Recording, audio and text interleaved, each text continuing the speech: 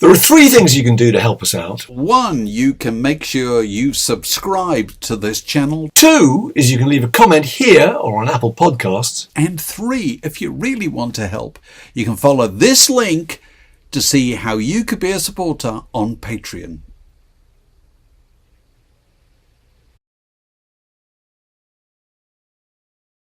Word in Your Attic, a Zoom with a view.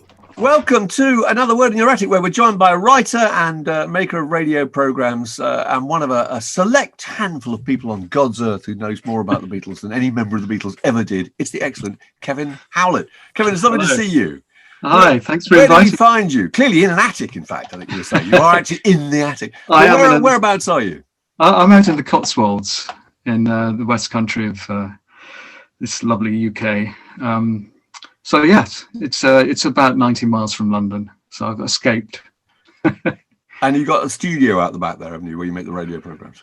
Yes, I'm actually sitting at the place where I edit programmes on my computer. So it's up in the attic of a little outbuilding I've got in the garden. So yeah, it's very nice. Well, look, you've made a ton of programmes and written a lot of books about the Beatles. In fact, been involved in the last 4 50th anniversary editions. But we'll get onto that in a moment because we're dying to hear what you thought of a Get Back film. But can we take you back then to the beginning? You know, which was in Wales. Was it in Wales you were born? And yes, Newport, Monmouthshire, as it was. Yeah. And I, when you invited me to take part in this, I started delving deep into the Howlett archives, and I found some amazing stuff which brought it all back. And I've been thinking about it. Everything that I was doing as a child and then as a teenager, up until the time that I left education, when I left university, all the things that were not academic studies, all my passions for collecting records and all that kind of thing has actually informed what I've done for a living since I left education. So I can remember probably my earliest memory as a child is when my older brother had a friend who had an electric guitar, and my brother is 13 years older than I, so there's quite an age difference. So around when I was about 2 or 3 years old, around to the house came a guy. I asked my brother about this recently. His name was Fred Baker, and he had an electric guitar, and he was a bit like a teddy boy. He had his quiffed hair and everything. And this early memory of mine is this wonderful electric guitar that was taller than I was at that point. And when Christmas time came around, I desperately wanted a guitar like that, because I'd been seeing, Joe Brown on Oh Boy or whatever the TV programs were at that time, 6-5 Special. And I didn't quite get that big electric guitar. I got this. Oh, yes. Oh, the Mr. Acker. I'll read. Yes. Mr. Acker-Bilk. Oh, read us the inscription. Let's have a look at that one. Mr. Acker-Bilk's Twist Junior Guitar. That's fantastic. It wasn't what I was really imagining would be my guitar for Christmas at the age of 2 or 3. But I asked my dad to make it a bit more like the electric guitars that I saw on television. So you can see there's sort of painted plectrum guards on here. It's been souped up to look a bit more like an electric guitar. Oh, sweet. It's been pimped, as they would say. Yes, it's been pimped. Because basically all these toy guitars were 4-string sort of. They were like ukuleles, really, but they were pretending to be guitars. But Mr. Acker-Bilk, Acker-Bilk was a clarinetist. And also, that's what true. Did Acker-Bilk ever have to do with the twist? I don't know. That's but a anyway, piece of marketing. 3 commercial things thrown together. Soon after that, though, things got a little bit better. It's great. Because... Oh, it's got a Beatles new beat guitar. And, the funny thing is, that box I didn't have until a few years ago when a cousin of mine said, we're clearing out the loft of my parents' house and we found this box for a Beatles guitar, but no guitar in it. You said, I've got a guitar with no box. And I said, well, that's great because I've got the guitar and it's a bit battered. But Oh, God, I remember. That's fantastic. My Lord. So no, when are we talking about, Kevin, here? Well, this is what I think this is either 63 or 64. But How look, old were you then? again, it's been pimped because Yes. there's got these extra bits, and here was a knob that my dad screwed on to look like a volume controller. Oh, how Because sweet. again, it didn't really look like it didn't look like the Gretsch that George was playing at the time, you know. So it's been souped up again, but this has survived. It's well worn. Look at the frets; they're really worn. How down. old were you at the time? So I would be 7, I think, when Yeah. I had this, 6 or 7, and the Beatles were absolutely huge, of course, in 1963 before they became internationally successful.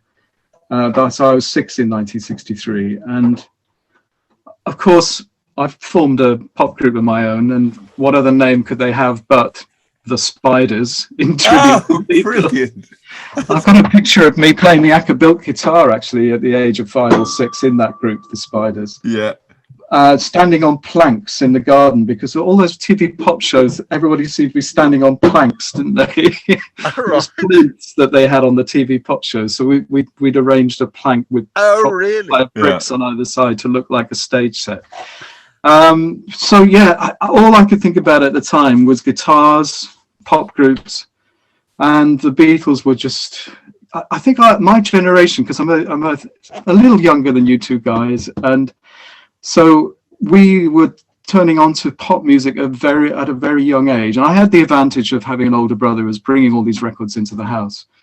And at that time, you really wanted to show your appreciation for a record by buying it, because you thought, I'm going to contribute to it going to #1 in the charts. Absolutely. So that chart position, but partly because of me.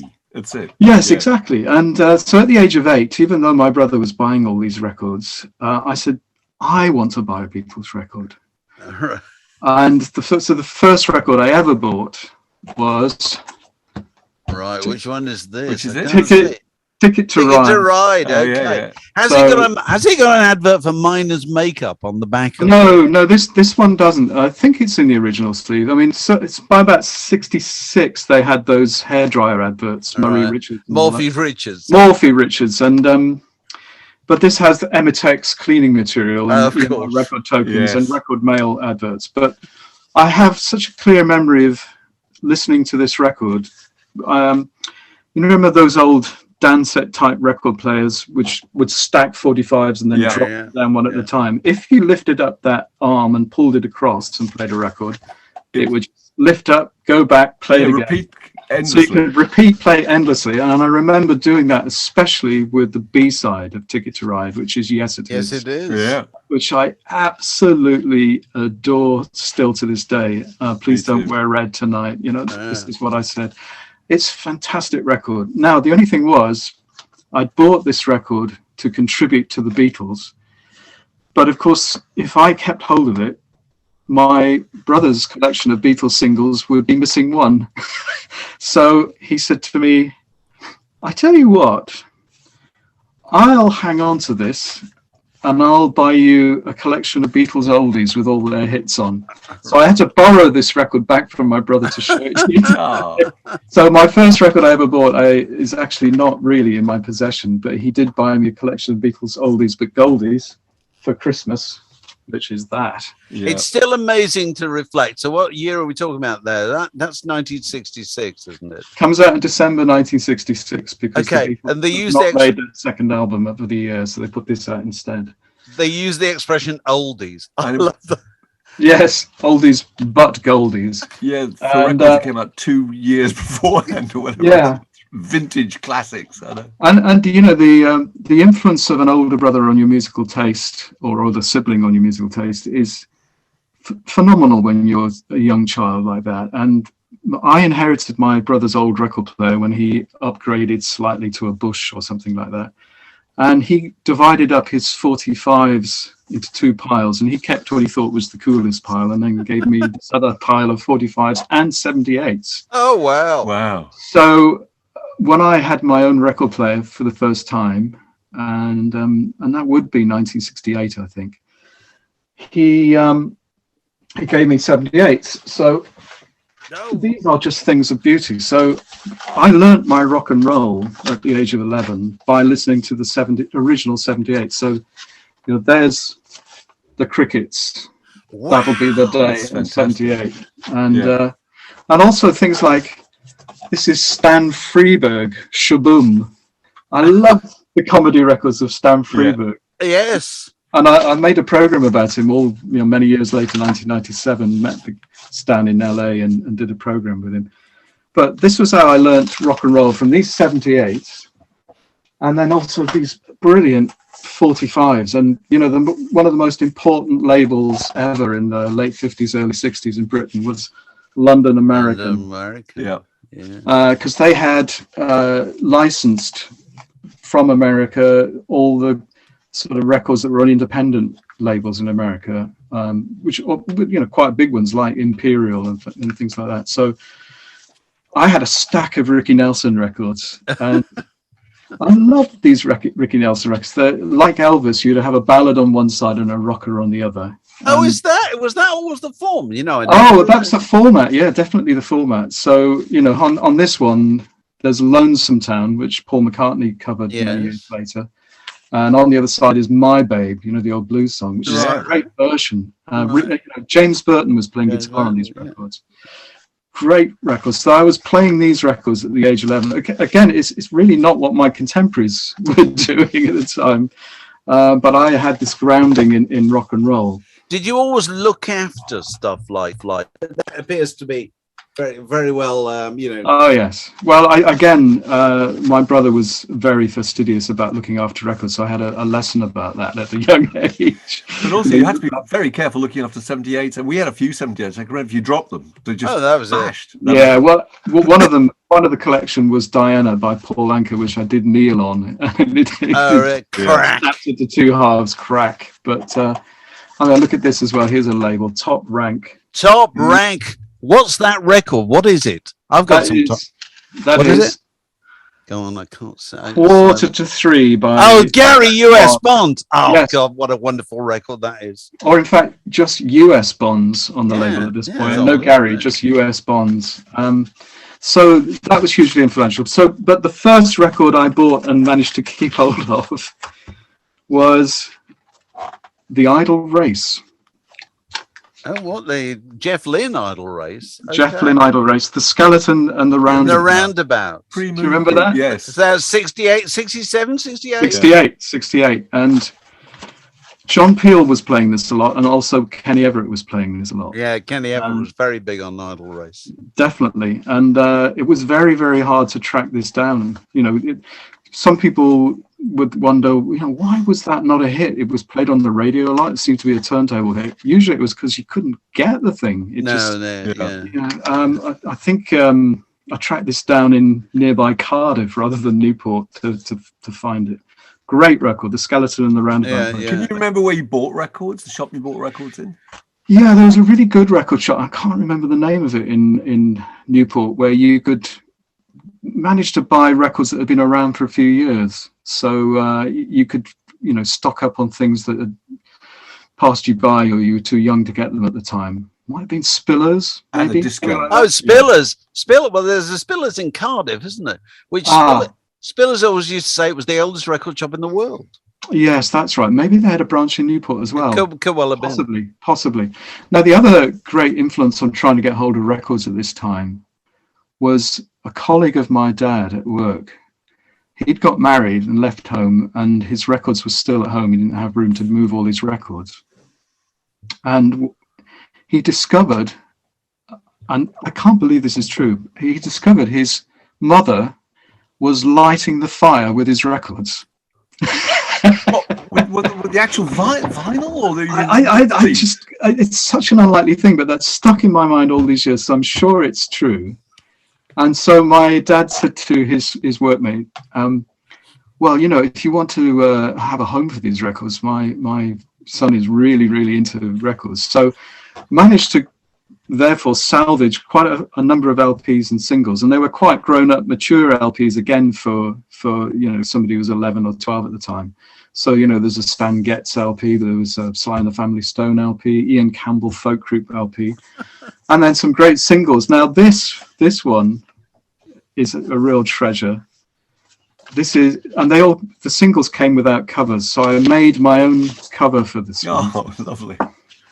And it's The Great Banana Hoax by the Electric Prunes. Oh, goodness. What? Incredible. Good grief. And there it is on Reprise Records. I've never heard of that. Oh, this is such a great record. Listen to The Great Banana Hoax by the Electric Prunes. It's got one of the best electric guitar solos in the middle of it that you'll ever hear.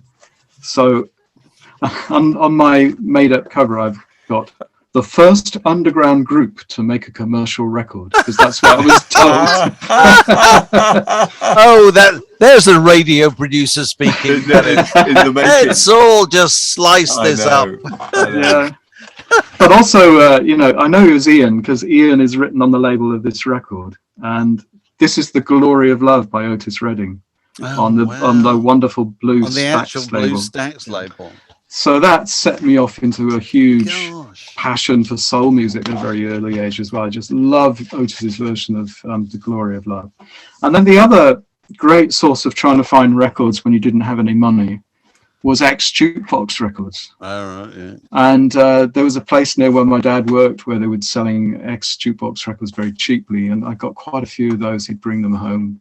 And here's The Great Wichita Lineman by on Glenn Ember. Campbell. Good grief. On Ember. Now, I can never understand why it wasn't on Capitol. Did Capitol pass on Glenn Campbell records? And so Ember, this British label, picked up these Capitol were records. they just a British label Ember? They might have well have been. There was an American Ember in the late 50s and early 60s that released rock and roll records. But I think this was a British offshoot of Ember, and it obviously licensed Glenn Campbell. But what a wonderful record, Wichita Lineman by Glenn Campbell. Of course, the romance of 4 ex-jukebox records is that they had no centres, did they? Yeah, so there's your own centre, didn't you? That's right. Yeah. So the spiders. So this is Made them look very cool. Behind a Painted Smile by the Isley Brothers, but yeah, the center's punched out. So you have these plastic, either these black ones, or these, things like that. And if they had actually been seen service in jukeboxes, the grooves would have been pretty much worn off them, wouldn't they? Very thin sound. Because the kind of tone arm on a jukebox is a pretty unforgiving piece of machinery. Whacking into a vertical record too. That's right. These were being played on, the equivalent of a dance set.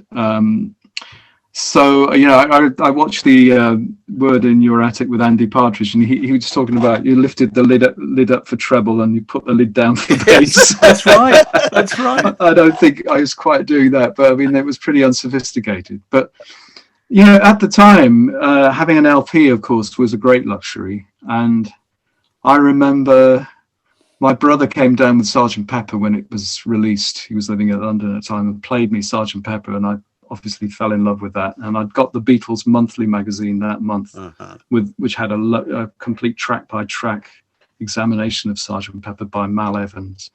And, really? That's interesting. Mal read that. Oh, it's great. Yeah, Mal wrote regularly for the Beatles monthly. It's a great source of information. I'm sure he trumpeted his appearance with the counting the clock section of. I don't know whether he mentioned that, but it took me 6 months at least to save up for Sgt. Pepper. Really?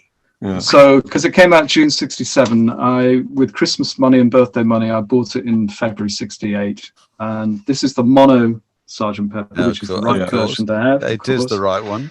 So, at the age of 12, and I think this is really significant. I just had, for much of 1969, only had 3 LPs. So it was a collection of Beatles oldies that I mentioned, Sgt. Pepper, and then this album.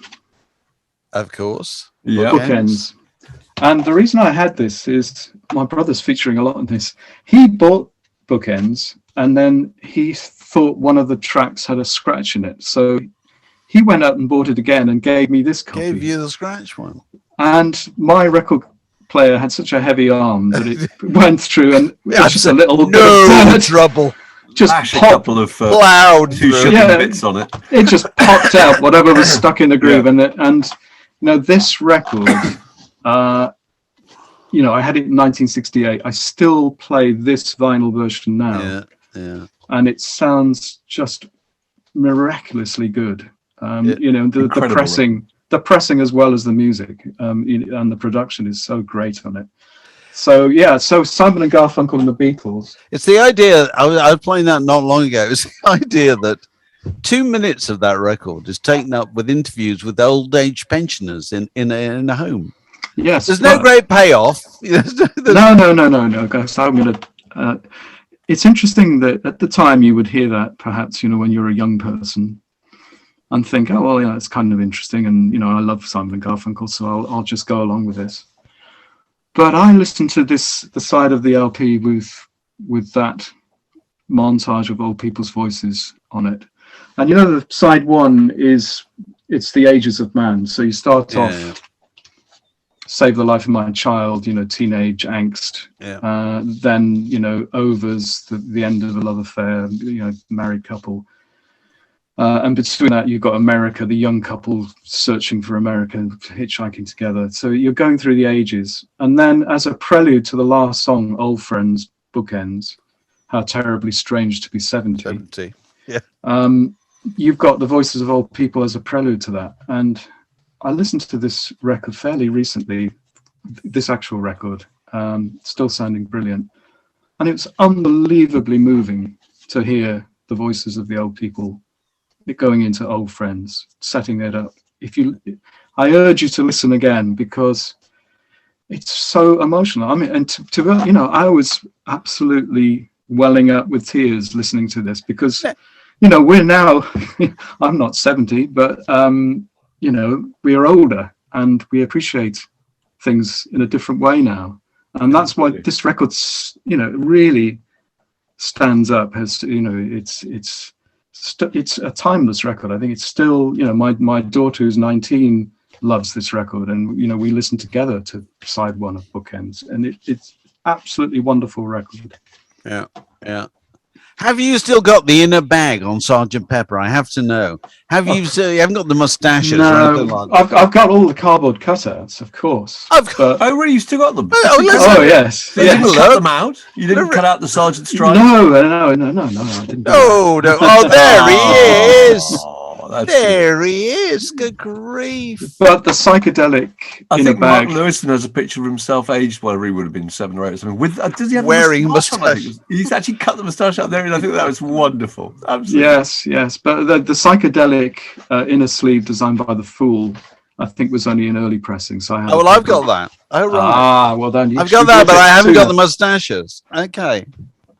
The other thing about LPs at the time being so expensive is you'd scour bargain bins all the time trying to find cut price records. But the other wonderful thing that was going around at that time was sampler LPs. This had a huge influence on me. It's going to be nice enough to eat. Okay, well, I'll show you nice. No. Going your 14 and 6. There it is. I mean, what a bargain. I changed my life, that record. I loved Island Records. I used to design LP sleeves for my band. If we ever got a record, my school band, we would always be on Island Records. But this is great. That's the first time I heard Nick Drake, Time Has Told Me, 40,000 Headman, Traffic. Woman by Free, brilliant, just fantastic. And then really strange things like Dr. Strangely Strange, but oddly normal. So that was great. And then the one that followed it, which is a double LP sampler, was Bumpers. Yes, it's great. 29 and 11, so it's still 29 and 11. But that seems such a good deal for a double album, didn't it? It's unbelievable. Fantastic tracks on here, some now, fairly obscure, tracks by Quintessence. Bronco. That track by Bronco is great. It's Jess Roden. Jess Roden, yeah. But then you've got Traffic, Every Mother's Son. Yeah. And you've got, again, Nick Drake, Hazy Jane. Cadence and Cascade by King Crimson. Of course. Yeah. The same album. Just great. The Sea by Fotheringay. I was a big Fairport Convention and Fotheringay fan. So Island Records was such a great label, and so that was a gateway into that world. But this was a really influential one as well. Oh my goodness! I have not seen Which is that one again? I for don't know. 40 years. That record. Well, My Super goodness. Duper Blues. It was a Blue Horizon. Blue Horizon sound. I don't know sampler. if I remember that. Yeah. And again, my dad said to me around bonfire night time in 1969, I think, would you like me to buy fireworks or would you prefer a record? A record, of course. Of course. And so he loved Albatross by Fleetwood Mac, which was in the charts in the early, number one in early 69. And there are 3 Fleetwood Mac tracks on here. So he thought, oh, Fleetwood Mac, I'm sure Kev will like that. Right. So, but this just opened a gateway into this other world because you've got Chicken Shack and Fleetwood Mac, the British groups. But Mike Vernon, who ran Blue Horizon, also recorded old blues guys like Champion Jack Dupree. Champion Jack Jack. Wonderful. They'd be backed up by Fleetwood Mac. Yeah. And Sunnyland Slim doing Stella May and things. So, I'd never heard anything like this. And there was a big blues revival going on in the late 60s, of course. And where Champion Jack Dupree was living at the time that record came out? Yeah, he was up in Yorkshire, He wasn't was he? in Halifax. That's He lived right. in Halifax. Yeah. Amazing to think. I know, it's incredible, isn't it? Champion Jack Dupree in Yorkshire. So there's another one, The Age of Atlantic. Oh, good Yes, grief! yeah. Has that got Yes doing America on it? No, it hasn't. has No, it? it's Survival they do on this one. Of course. But it's got Led Zeppelin doing Communication Breakdown. Yeah. Coming Home by Delaney and Bonnie with Eric Clapton. Good record. Buffalo Springfield, Broken Arrow. I mean, brilliant stuff on here. So that was great.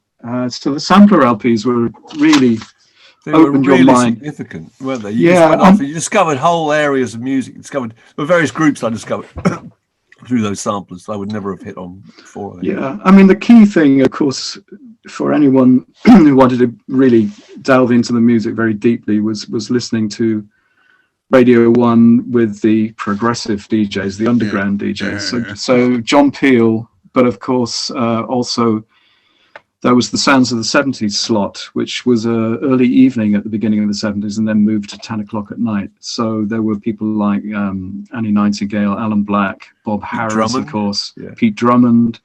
Mike Harding used to do a show on a Tuesday. Yeah. And I just used to listen to those all the time, and they would have great sessions, and there'd be an in-concert program. And again, you spurred me into delving into cupboards and finding my old diaries from the time. And as I was flicking through the diaries, I see that I would record the football results, and I was also say who was on John Peel that night in session or whatever. Oh, So I was give us some examples. Brilliant. completely into it. Well, actually, it would bring me to Readers of the football results and who was on John Peel. Yeah. all right. Well, it would bring me to talk about my first ever concert. All right, go on. So I've got a diary here. This is the Let's Scout diary from Oh, 1971. that's very good. Okay, and at the beginning of the diary, I do a little indication. I say, school okay equals nothing out of the ordinary had happened in school that day. So there's a lot of entries of school okay. Yeah. And so on the 31st of January, I say, Kevin Ayers and the Whole World on John Peel with Bridget St. John. And then on Wednesday, listen to Kevin Ayers and Bridget St. John, because is what John Peel called the Sunday repeated on Wednesday show. And then on the Friday, I went to see Kevin Ayers and the Whole World at the Dolmen Theatre in Newport. Hardly any band ever came to Newport in those days, but there was this little theatre, and for some reason, Kevin Ayers and the Whole World were playing on my birthday, the 5th of February, 1971. And my dad came with me.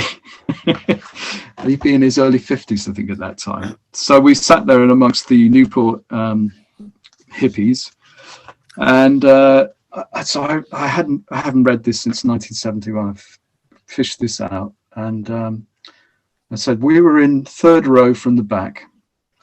It started at 7:52. We would have turned up at 7:30, expecting the concert to begin, of course. Yeah. Because we didn't know the way that rock Your concerts dad worked in those days. Looking at his watch. Yeah, it's got going, 7:30. Can I get a Come on. refund? Yeah.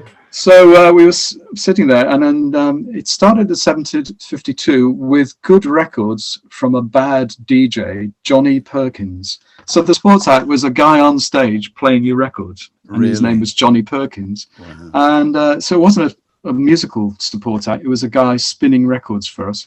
And I've noted here, including the 1812 Overture, and then interval at 8:35.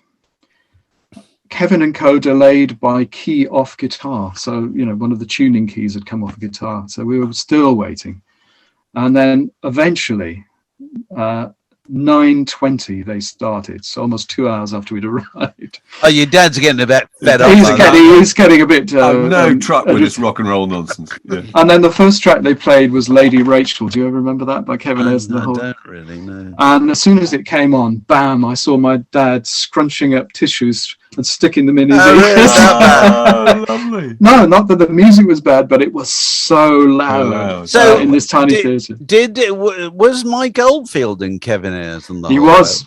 He was playing bass in Kevin Ayers and the Whole World at that time. Right. And Lol Coxill was... I was going to say Lol yes, he Coxill. was. Yeah, sort of... And Kevin Ayers' dad, of course, famously, the man who started Old Grey Whistle Test, wasn't he? Rowan Ayers. Rowan Ayers. Really? I didn't know that. Well, he was a very senior executive at the BBC, and he used to run Yeah. the department that ran late night lineup, out of which Whistle Test came. So he was Right. Well, we met him once, Mark. Don't you We remember? did. He came to Whistle Test. He did, yeah. I was really excited, actually. I wanted to talk to him about his son because I loved Kevin Ayers. Well, again, it was not what my contemporaries were buying at the time, but the first Kevin Ayers album was Joy of a Toy, Yeah. which has got Lady Rachel on it. Then the first Kevin Ayers and the Whole World album was called Shooting at the Moon. Shooting at the Moon. And that's got maybe one of his most famous songs, if he had a famous song, called May I Sit and Stare at You for a While, which there is film of him doing that on the Whistle Test. And, the one that I always associate with Kevin Ayers, Stranger in Blue Suede Shoes. That was the hit as far as I was concerned. Well, yes. Caribbean Moon was the one that almost became a hit, which I remember Kenny Everett playing. But Stranger in Blue Suede Shoes is on this one. Banana More. Yes. But the one I saw Kevin Ayers on my 14th birthday, and on my 15th birthday, I bought that album. I love that record. What's that one called? That's called Whatever She Brings, We Whatever Sing. She Brings, We Sing, of course. Yeah. And then on the back it says no explanation. Mike Oldfield plays guitar and bass, isn't he, on that? Which is the title track, which is wonderful. Fantastic. Stranger in Blue Suede Shoes is on this one. Right. Yeah, it's on this one. But David Bedford was in the band, who, great orchestral composer and arranger. It was pretty far out stuff. Look at the inner sleeve for Banana More. It's Kevin playing chess with somebody. That looks very, very hypnosis. That looks. And the chess pieces are bananas. Okay. There was something about bananas in Kevin Ayers. I don't know what it was, but there's definitely a fixation on bananas. There was something of the work-shy fop about Kevin Ayers. Life's great unachievers, I think.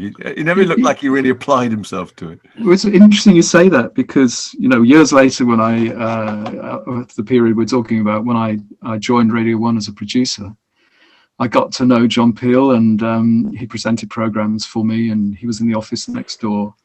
And one time we did have a conversation about Kevin Ayers, and he said something along the lines of almost like a teacher marking his report card. He said, yes, very talented, but lazy. Yeah. See me, and could try harder. Could try harder, and he would go off to Ibiza and relax in the sun and enjoy life. But it was... Yes, my wife thinks I'm really into Kevin Ayers because basically it's a rock star with the name Kevin, which is not really a rocky kind of name. But there was Kevin Ayers. So I saw him on my 14th birthday, and I had this, really loved Kevin Ayers, and got to see him again actually when I was a student at university. But so where did you go to university? I went to Exeter University. All right. Okay. And you went away from the obscurity of Newport to the throbbing metropolis of Exeter. Yes, I did. But I'll before we get into my university days, talking about concerts in Newport, as I say, it was so rare to have a concert happen in our town. We would have to go to Bristol to see bands, and so we would do that quite often, and saw some great things in Bristol. We were very into Bowie early on, so a friend of mine bought the first, not the first because he made, you know, the Laughing Gnome type material on DRAM, but when Space Oddity came out, then was the album called David Bowie, later called Space Oddity. So we were into him from that point. And then The Man Who Sold the World. So my friend had the famous cover with the dress and everything, The Man Who Sold the World, and then Hunky Dory. And because we were listening to Peel, and Peel, as Peel said to me when I did a program about Bowie's sessions, said, you know, we kept David Bowie alive for a few years because he was a huge supporter of Bowie. So we knew about Bowie, we were really into Bowie. And so we saw Bowie on the Ziggy Stardust tour in 1972, June 72, before Starman had become a hit. Right. So the Colston Hall in Bristol was about, Hall, yeah, it's about 2/3 full at the time on the Ziggy Stardust tour. And of course, then later on, it would have been packed when Starman, other venues because of Starman becoming a hit and Ziggy taking off. But that was a remarkable concert to see that band in Although June 72. it's a remarkable when you talk to people who saw him on that tour and the tour the year after, whatever, is that they, generally speaking, people could turn up and buy tickets. You know, there wasn't the kind of booking fever that there is nowadays. Things were not sold out very often. No, because I think No matter how old you were. the audience was smaller for rock music at that time. It wasn't was. It, it didn't have that cross generation. It was younger. It was people and between the ages of 12 and 20. It wasn't beyond the music press either, so it was a very, very contained world, really. That Yeah, and also concert tickets were quite cheap. I think. Oh yeah. They were. I discovered because the other great concert I remember in Bristol was seeing Rod Stewart and the Faces in 1973 at the Bristol Hippodrome, and it always stuck in my mind that it was like being in a football crowd singing along, you know, people standing up, scarves waving. It had that sort of atmosphere, and it was the only time I'd ever seen a band with a bar on stage. So they were having as great a time on the stage as the audience was, and so I looked in my diaries to see, am I remembering all this right? And so I found that I'd written up a review of this Faces concert. And there's a little ticket stub stuck to this review. Oh, how much? How much? 80p. 73. Well, you see, I was discussing this with somebody the other day. I think it was only in the very late 70s, if not the 80s, when the average price of a ticket exceeded the average price of a record. Generally speaking, in the 70s, a record was £2.99 or something like that. And a gig was £1.50 or something, you know, it was less. And now it's obviously. Yeah. Well, and I know, you know, because of my obsession with buying records, I tended to measure the value of everything in the cost of an LP. Absolutely. You know, if somebody said, if you buy that jumper, well, that's 2 LPs. Two albums. Absolutely. Exactly. So, that was always in my mind. But must have been a hell of a jumper that was worth 2 albums. I'm trying to think. I just picked the word jumper out of the air. Okay. But it's interesting. The support band for this Faces concert was the Sutherland Brothers and Quiver. Oh, good group. Who were great. And I've written. They started off with a Quiver number, followed by old Sutherland Brothers single "The Pie," which is a great favourite, Johnny Walker Record of the Week. They did their present single, "I Don't Want to Love You, But You Got Me Anyway." Good record. Fantastic really record. I bought that record. And also with audience clapping. And one Sutherland on piano accordion did an old single, "Sailing." I was going to say, so this is supporting Rod. So Rod presumably didn't know sailing at that point. You can imagine Rod in the wings thinking, sailing. Yeah. So, 2 years later, Rod covers it. But yeah, I mean, looking at the set list and my description of what was going on, I was saying everybody in the audience had been clapping along, and gradually everybody was getting more turned on and standing up and dancing, and hysteria was building up. Everybody shouted and screamed, and the place echoed to the sound of Rodney or Roderick, depending where you were. Eventually the faces came back and did I'm Losing You with a brilliant Kenny Jones drum solo. Oh, that's wonderful. That detail is fantastic. I know. Because when you're that age, actually being in a big crowd is as exciting as anything else, isn't it? Yeah. And then after that encore, all the crowds sang Nice One, Rodney, or Faces, Let's Have Another One. It sounded like a football stadium. They came back, did a tap dance. And Rod said, can you name another group that does a tap dance for an encore? They then did Too Bad. As Rod said, this is too bad. And if it's too bad, that's too bad. So I just remembered all this stuff and wrote it down. It's huge impression. And it's funny because I didn't actually buy Faces records. But of course, in those days, again, records were so valuable. You'd tape records on your cassette recorder from your friends, and so within a pool of friends you managed to build up a collection. But I was tending also to buy Dylan records from the 60s and Beatles records from the 60s and the early 70s, while some of my friends might have been buying Yes and Genesis, which I wouldn't be interested in doing at that time.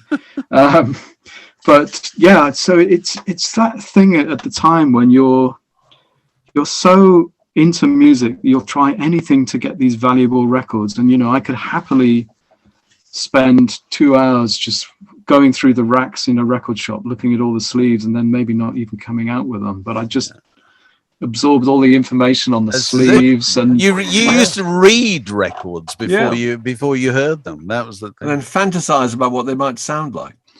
Yeah, I mean, it's such a different world today when everything is available at the click of a mouse.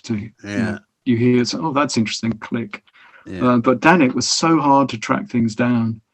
I remember hearing Reeling in the Years by Steely Dan as a Johnny Walker record of the week and trying desperately to buy that single. And, again, having to go to Cardiff on the train to find it and buy it.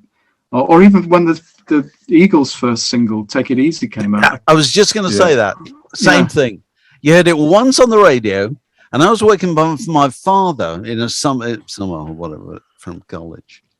And there was a crappy radio in the far corner, tuned to probably Radio 2. I don't know, it might have been Radio 1. I just think the chance that they just might play that record again. You thought, I can't miss whatever they're playing next, and you'd have to wait days, if not weeks, and then you'd hear it again. I was unsuccessful in finding it. It was a new record label, Asylum. EMI distributing it. It was EMI. It was EMI. Yeah, I couldn't get it, and I think in the same batch of releases there was. Maybe the Jojo Gunn record came out at the same time, Run, which was a hit. That was a hit. But the Eagles' Take It Easy wasn't a hit. Yeah. Which is quite amazing. Yeah. And then university days, again, it's suddenly you get access to seeing a band almost every week. And Exeter University had a really good concert hall, the Great Hall. And the student union were amazing at booking bands. So a big favourite group of mine at the time was Fairport Convention. So they turned up in sort of week 4 of my first term at university. So that was wonderful. Thrilling. Sandy Denny had just rejoined the band. Oh, right, that time. Okay. Yeah, Rising from the Moon. The Moon, that LP. And again, I've written about that in my diary. Typical kind of Fairports. Sandy fell over at one point. An amplifier fell over at the back of the stage, and then they were plagued by bad luck. Fairport Sandy fell over at one point is telling, isn't it? Yes, yeah.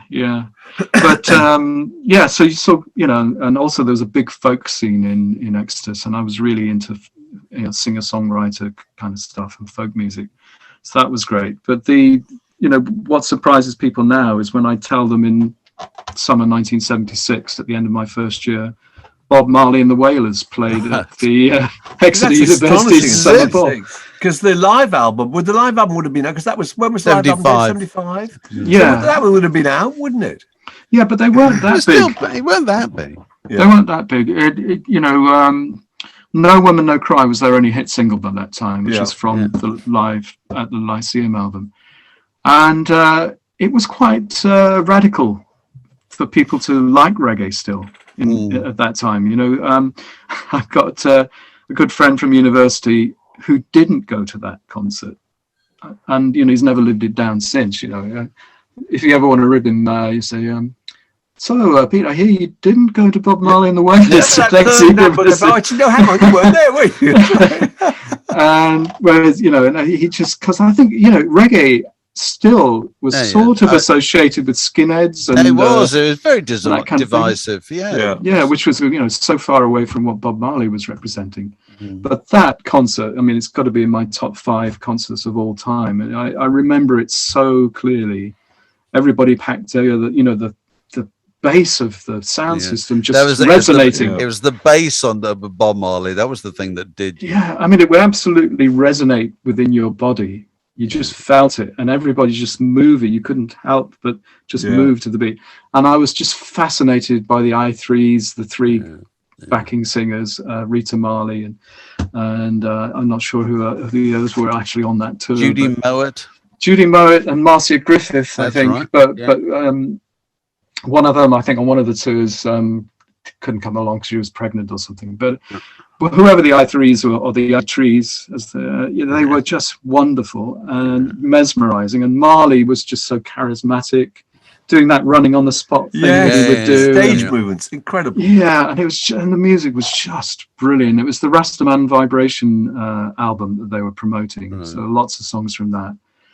And many years later, as you discover through the internet, I found out it had been filmed by Italian television. Oh, really? I had no idea when we were at the concert. There were TV cameras up at the balcony filming this concert. Have you seen the film?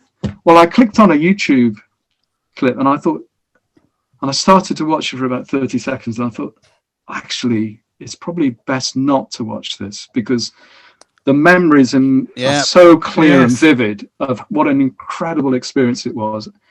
I'll watch this YouTube clip and then I'll start remembering the YouTube clip rather than my actual memory. Very good. So I haven't done so because it was just magnificent.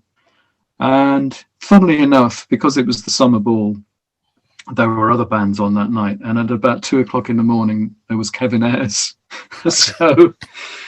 who came on. And by that stage, everybody was sort of lying on the floor, zonked. And I remember my girlfriend, now my wife, going to sleep during Kevin Ayers. But I stayed away. I was into it. This is middle. It is the middle of the night in her defence, isn't it? For goodness sake. It had been a long night, and we'd seen Bob Marley and the Wailers. Was this a college ball? It was, wasn't it? It was it was the university ball, Exeter University. Yeah, because they were quite an ordeal. The whole point was you've got to stay up all night. Yeah, breakfast or whatever. Oh yeah, breakfast, and there was. Did you have merry-go-rounds and all that kind of stuff? No, that wasn't that sophisticated. No, that's those are later inventions, I think. But I looked in my diary for 1976, and it said after seeing Bob Marley and the Wailers, we had a ploughman's. Well, it wasn't a ploughman's lunch, but it was a ploughman's lunch that acted as your dinner for the night, so it wasn't grand. So we went off into some room from off the Great Hall and had a ploughman's lunch. But I don't, the individual halls of residences and their balls would have been more sophisticated. And I can remember in the first year that they had an open air cinema cinema screen showing 2001: A Space Odyssey, and I thought, this is, how cool is that? Seeing the 2001, not with the volume down, it was just the images, and I think George Melly played at that. That's a very college ball thing. That's more like a college ball. Yeah. No one quite knowing what what this was about, really, but but this was more grander, and they had amazing bands turning up. At Exeter University. I mean, that Bob Marley tour, he did 10 gigs, 4 nights at the Hammersmith Odeon, then went to Wolverhampton, Birmingham, Bristol, so it's near Exeter University, so then down from Bristol to Exeter, and then up to Leeds University, and then finished at Manchester. So 2 universities were able to secure Bob Marley and the Wailers in June 1976. It was what bands played, in the 70s. Yeah. So I want to ask you about the Beatles. You must have everything by the Beatles many times over. What's the Beatles thing that you look at and you think, how the hell have I ended up with this? Even I think this is going a bit far. Yeah, I'm not that kind of a collector who wants that sort of obscure record, Right. Japanese pressing of such and such. But I do find, because of my work now with the Beatles, which started in 1994 when there was an album called The Beatles Live at the BBC, I'd had the enormous luck of, when I started at Radio 1 in 1981, of a letter arrived at Radio 1 saying, is the BBC aware that it's the 20th anniversary of the Beatles' first BBC session in March 1982? And I'd made it clear to the guys at Radio 1 at the time that I was a big Beatles fan.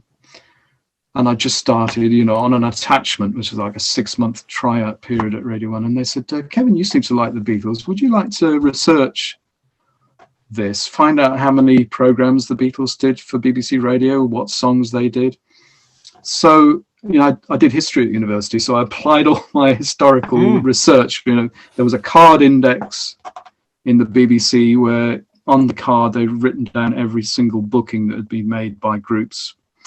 And so you could find out all the programs, and then you could go to the Written Archives Centre and on a microfiche wind it through and look at what was called PSBs, published as broadcast scripts, and find out all the songs that were played on the radio.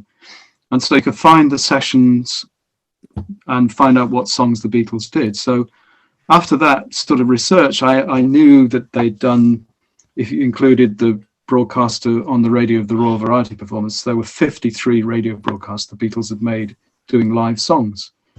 And I listed all the songs. 53 different broadcasts. Different shows between 1962 and 65. And the majority of them were done in 63. I can't remember the exact figure in 63, but it's something like 38 programs in 63, including their own series, Pop Go the Beatles. Yeah. So I had all this information, but where are the tapes? And the BBC had kept in their main sound archive in Broadcasting House exactly one, which was on a disc, and it was an edited version of a From Us to You program presented by Alan Freeman. So my task was to find more of these songs they've recorded especially for the BBC, and there was a part of the BBC called Transcription that distributed programs abroad. And from 1964 there was a radio program presented by Brian Matthew for overseas territories called Top of the Pops, and they'd use some 64 sessions from the Beatles in those, so I managed to get those. And then I amazingly found in Bush House, where the World Service was, somebody in the 60s, to amuse his colleagues, had compiled songs from Pop Go the Beatles, this 15-part radio series in which the Beatles did loads and loads of cover versions they never did on record. And there was a 15-song tape. And I remember putting that on at the time in early 1982 and just couldn't believe it. All these songs you'd never heard. What kind of songs? Is this the sort of... So To Know Her Is to Love Her. Oh, yeah. Don't Ever Change. All these things that they would just either from their repertoire that they've been playing in the Cavern or in Hamburg, or sometimes they learnt the song in the lunchtime and then recorded it in the afternoon. Incredible. Just because they had a 15-part radio series and they didn't want to repeat themselves. They'd only had one LP and a few singles out by that time, so they were doing all these other cover versions. And it took from that broadcast of the Beatles at the Bee in 1982, which was hugely successful in other countries, America and Australia. It's from 82 to 1994. It took us to actually get an album out and cleared by Apple. And I did another series in 1988 called The Beebs Lost Beatles Tapes, and more songs had emerged. So that started my association with working with the Beatles on albums and records. And so while I was making radio programs, I was doing lots of other work for the Beatles, like we've just seen the Get Back films, Peter Jackson Get Back films. I did in 2003. I compiled a bonus disc for an album called Let It Be Naked, based on. You did that, the kind of montage of historical thing. That's really good. Yeah, so I'd listened to all those film crew sound recordings in 2003 to compile that bonus disc for Let It Be Naked. So I discovered, as Peter Jackson discovered much later, that the kind of myth of those sessions, that they're at each other's throats the whole time and it's very unhappy. Completely wrong, it appears. It's wrong. I mean, obviously there were very tense times at Twickenham when George walks out and the aftermath of that. But even before that, and especially at Apple, they're really happy and cooperative. And I was very surprised to discover that, because you were, as you went through the tapes, you would think, well, where are the arguments? And then, as we saw in the Peter Jackson Get Back film, even the famous discussion that's in the original 1970 film of George and Paul, I'll play what you want me to play or I won't play at all, seems a fairly reasonable, completely reasonable, moderate. Nobody's discussion. shouting at anybody. Yeah. No, it's not. I know. What's interesting, of course, with the Get Back films is actually seeing this footage. Because all you've had before is the sound of it, and when you see the pictures that go with it, that adds another dimension clearly. So that famous discussion, you hear Paul say, "Well, I'm certainly not going to do this on camera," and he gets up from the chair. They go to the cafe and then they're recorded on a secret microphone in a. Well, no, that's a bit later. That's a bit later. Now, this incident is several days before George walks out, so obviously they got over it. But what was interesting to me was to see Paul get up, thinking, "I'm away from the microphone now." But Michael Lindsay Hogg's got another camera from above shooting, and they've got another microphone nearby Paul, so it's still picking up what Paul is saying. Michael Lindsay Hogg and his film crew and sound crew were very clever at capturing things. And as you were saying, Mark, when it was after George walked out, and it was the Monday after he walked out on the Friday, he did bug the flower pot. Incredible. And you hear what they're saying. And it's remarkable material. And it's so significant that all these years later, history seems to have been put right, not only for interested viewers like us, but for the Beatles themselves, the surviving Beatles themselves.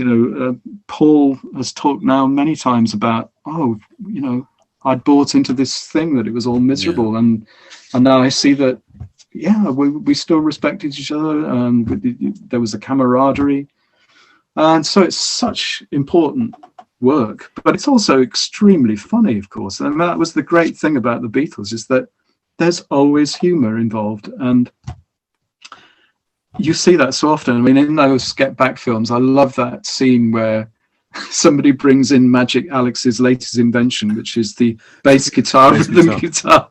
We're familiar with the Jimmy Page version of that, where you've got two necks of a guitar, but Magic Alex, you rotate the neck. Yeah. And you think, hang on, man. But as George points out, but when you're playing the rhythm guitar, you got the bass string sticking into your hand. I've only seen I've seen the preview, and I saw the 100-minute thing that we saw you at. But I've only seen two parts of the 3-part thing.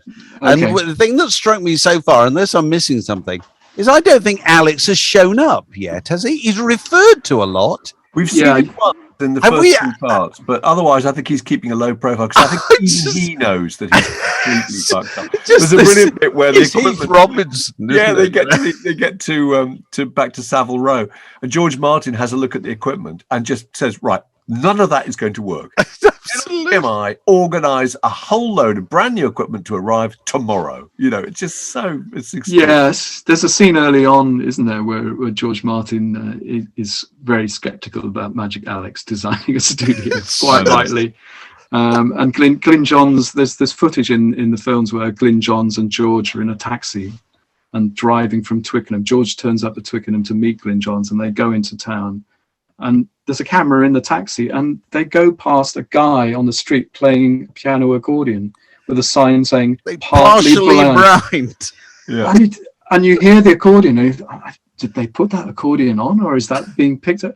I mean, for social history as well, seeing London at that time, No, absolutely. it's just incredible. You know, the businessmen in their bowler hats, and you know, the London cabbie who's interviewed during the rooftop performance. You know, I think they're really great. You know, really lovely lads. You know, would you let your daughter marry them? You know, well, they've got money, haven't they? You know, and all that stuff. George turning up his white Mercedes outside of Apple and just gets out of the car and just leaves it there without even parking it, apparently. Just single yellow line on Savile Row. Single yellow line. That's the thing that nostalgic for me. Yeah. I mean, it's 7.5 hours plus, I think, of material. It was supposed to be 3 2-hour shows, but and it was originally intended to be a 2-hour movie. But I mean, as Peter Jackson has said, you know, well, there's one good thing that's come out of the pandemic, in that I've been able to have these 3 programs now on Disney Plus. It's always meant to be streamed on Disney Plus, but after a cinema showing. But now we've just thought, well, let's just have it all out there and not have to cut it down. And it is, you know, it's a lot of material, but, you know, I've thought actually, I know, because this is all about Nerdsville, I think, but in January, when those anniversary dates come round, it would be quite fun on January the 2nd to watch January the 2nd, and then January the 3rd, watch that second day, and just throughout January, just watch each day sequence to give yourself that feeling of the time, so that they start on the 2nd of January with really hardly any notion of where they're going to play this concert, and really don't know what the songs are going to be. And then, you know, on January the 30th, they're on the roof playing a really great performance. And about a week before that, they lose 6 days, don't they? They lose. And then George walks out and, you know, rehearse. It's the way that nobody quite prioritizes it, do they? Really, you know, Glyn Johns doesn't clear his diary. It's like he's got to be in the States at the end of next week to do something else. Ringo's got to go and have a medical or whatever. You know, people have got other stuff to do. Well, the pressure was that Ringo was going to be acting in the Magic Christian, and that's why they got Twickenham Film Studio, because Dennis Adele had already booked it for the Magic Christian. And when they suddenly came up with this notion of, hey, we'll do a concert and we'll be filmed doing it, he said, oh, okay, well, you can have a couple of weeks then at Twickenham, and we'll film you doing it then. I'll tell you the thing that struck me this morning when I was looking at part 2 is the notion. Can you imagine, had they played Primrose Hill? Had they done it, it would have been pandemonium, wouldn't it? I know, and it's they were talking about like 2 days' notice. Oh yeah, we can do that next week. Well, the most ambitious show with sorry, Carol. I was going to say the most ambitious thing is that lovely discussion, which I included in the Let It Be Naked bonus disc as well, of what are we going to do? Where are we going to go? Well, Michael Lindsay Hogg is pushing for this Roman amphitheatre in Libya. And Paul's unhappy at that. Well, what about all those people who've been waiting to see the lads rocking? I'll come in with you if you hire a couple of boats, get the QE2. Well, the QE2 hasn't actually made its official maiden voyage at that point. And we'll get all our fans and we can rehearse in the ballroom. Those ships have ballrooms, don't we? We'll rehearse in the ballroom, we're on the journey to Libya, and then we'll put it on in. And that seems to be a serious idea for a little while. But George, always the pragmatic one, is saying, I think the idea of the boat is completely insane. I mean, at least you can go home from it. His worry is being trapped on a boat for 4 days with the fans, which is understandable, actually. Yeah, I did a couple of radio documentaries about the Let It Be story to coincide with the box set that we've just released. And I'd interviewed Derek Taylor, their press officer, quite a while ago, 1996. And I was able to use an extract from that. And he talks about, he said, one of my favorite offcuts from the Let It Be film is George talking before they're going to go on the roof. Because he says, George always had this phrase, always had it. What are all these people doing here? And he said, when he joined the Quarrymen, he'd say, what are all these guitarists doing here? Because the Quarrymen had loads of guitarists. And he said, in the offcut from Let It Be, there's a scene, and you see it in the Get Back film.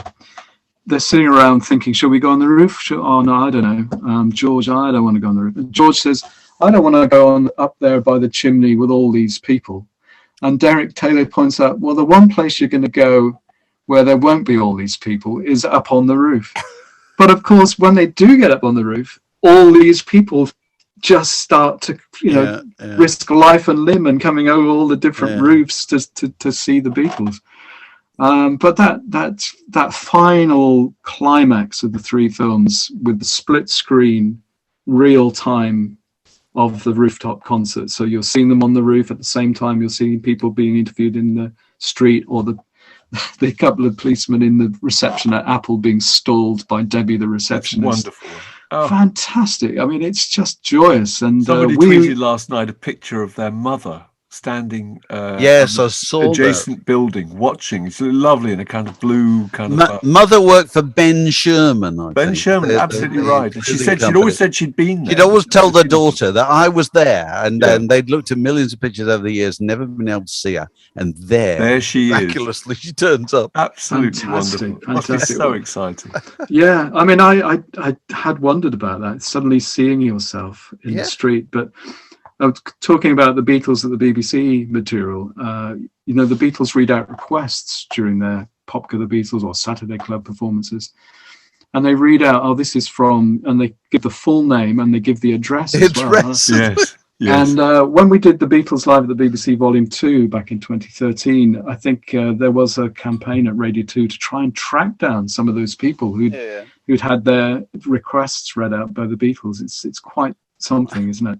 And of course, at the time, the Beatles were big, but a lot of people thought, like any other pop group, they'll just not be thought about completely. In 5, 10, 15, 20 years' time. No, in the Beatles Monthly I was talking about earlier, Mal Evans says, he talks about the lads, the boys thought it would be a good idea to have a documentary of them working in the studio that might even be looked at in 10 years' time. Yes. That was incredible. Well, the Beatles themselves throughout all that have absolutely no idea. They're constantly worrying about, the fact that their songs are still being pushed by Northern Songs and being covered by people and there's revenue coming in. But they've got no idea, obviously. There's only one moment when McCartney says that extraordinary thing about how comical it would be if in 50 years' time people think the Beatles split up because Yoko sat on an amplifier. That's right. When he's sending that lovely little bit where he says how fond he is of her and how much he's accepted her, That's such a lovely scene, that. It is. But the other thing, I was talking about, it's so different now seeing the pictures that go with the sound, is that huddled scene when they're all together. There is a scene where... You mean when George has just left? But George has just left and they're all huddled together at Twickenham, not knowing what to do. And John hasn't turned up. So it's just Ringo and Paul. Linda and Michael Lindsay Hogg. Yeah. And Paul is thinking, well, George has left. Has John left as well? Is this the end? Yeah. And then he says... Now there were two. Then there were two. Says, and then there were two. And then nobody says anything. And the camera just stays on Paul. And his eyes fill up. And you could just see his eyes filling with tears. It's just so heartbreaking. And I mean, the other very revealing scene was, and I heard it before, but just to see it now, is after George has left at lunch and they come back and there's this montage of what they're doing when he comes back. There's this jam they do with Yoko, which is just screaming and a wall of noise, feedback and all that kind of thing. And there's a scene of Paul just swinging on some scaffolding in the studio. I mean, they just don't, they're in such a state of shock. I think they just don't know what to do, and it's very moving. And then there's a lovely moment at the beginning of halfway through the second one where they talk about it was, and then there were two, and now there are five. And when Billy Preston arrives, and John that's right, completely get re-energized by the whole. I know, and then George arrival of Preston. And then George is saying, we could invite Bob Dylan to join the Beatles. Yes, I'm sure he would. No, that's a bad idea. Yeah. And Paul says, well, it's bad enough there's just the four of us. Paul keeps quiet. Paul keeps quiet in all those discussions. And just says, no, I don't think so. It's bad enough for the four of us. Yeah, absolutely. Absolutely. So, no, it's miraculous that we're seeing this now. I mean, and of course, the the 50th anniversary box sets that I have been involved with since 2017, the Sgt. Pepper Big Box, and then the White Album, Abbey Road, and now the Let It Be. This material coming out is just so interesting, and I've had the privilege of sitting at Abbey Road and listening to every second of these session tapes as part of the research to select the tracks that are in these box sets, and then also to write about them in the track by tracks that are in these books that we have in the box sets. And that's astounding. You know, if you could time travel back to, you know, the 8-year-old Kev who bought Ticket to Ride and say, well, one day you'll be sitting there listening to every second of all the session tapes that were rolling at Abbey Road or other studios sometime, the Apple studio for the Let It Be tracks, hearing all the in-between speech and other takes, just remarkable. And there have been some jaw-dropping moments doing that, actually, like the White Album, when we're going through the session tapes, and the day that the last day of recording, in fact, where John is doing Julia, and there are documented 3 takes, and those 3 takes are at the beginning of the tape reel. But what they would often do is rehearse and then wind back the tape and record over what they'd rehearsed. And then when they'd stop recording the 3 takes, what was there before was still there, but it wasn't documented. So we were listening to Julia, takes 1 to 3, and then a little gap, and then boom, on come these other rehearsals. So you hear, and you can hear it in the White Album box set, this whole sequence where George Martin is talking to John, and John's saying, you know, it's so hard to play and sing at the same time. Should I strum it? And he does a strummed version of Julia, and then, no, I think I'll just, you know, maybe I'll change the cap. You know, when you listen to that, you're absolutely in the studio with John and George Martin and Paul in the control room encouraging John. And that was unexpected. It wasn't documented. And, you know, you're sitting there listening and what's this? Yeah. So it's just miraculous things to hear and discover. What a privilege. I mean, you're very lucky to have heard them. Yeah, it's wonderful. So, yeah. Well, look, Kevin, we should end with your greatest record yes. ever. What is your greatest record? Well, yeah. Before we do that, can I just a couple of things.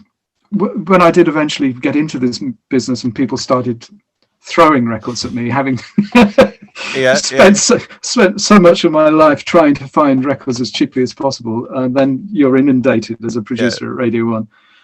But also record companies would do promotional items to draw your attention to records. And, you know, Radio 1 producers and DJs were sort of clothed from head to foot in sweatshirts and T-shirts and trainers and jeans. But here's an item, a promotional item that came along, which I've always kept. Now, it's bits.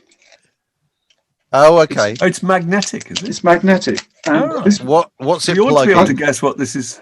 and the record is Picking Up the Pieces by Murray Head from 1985. And I've never, you know, talking about keeping by Murray things. Head. Yeah, Murray Head, you know, who was from Jesus Christ. There's a cover of presumably of the Average White Band. Right? No. That's Pick Up. That's Pick Up. That's the an Pieces. instrumental. Anyway, The Average White Band was Pick Up the Pieces. It's Picking Up the Pieces. I out of curiosity, I listened to it yesterday. It's not on any of the streaming services. Somebody dubbed their single on YouTube, and it's a synthy pop thing. But what on earth, you know? And there was just this. I've kept this all these years, since about 1981. It's a camera with a clock in it, and it's got for future reference on it. Now, I've got the promotional item. Who? Well, that's what I don't know, because it says for future reference, and on the back it says Flying Saucers, and Flying Saucer.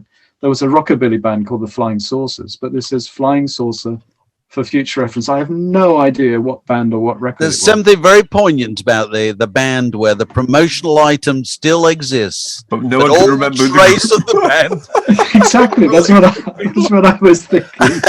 It's just such a bizarre thing. Reckless Eric Brick. You just keep these things, and I know.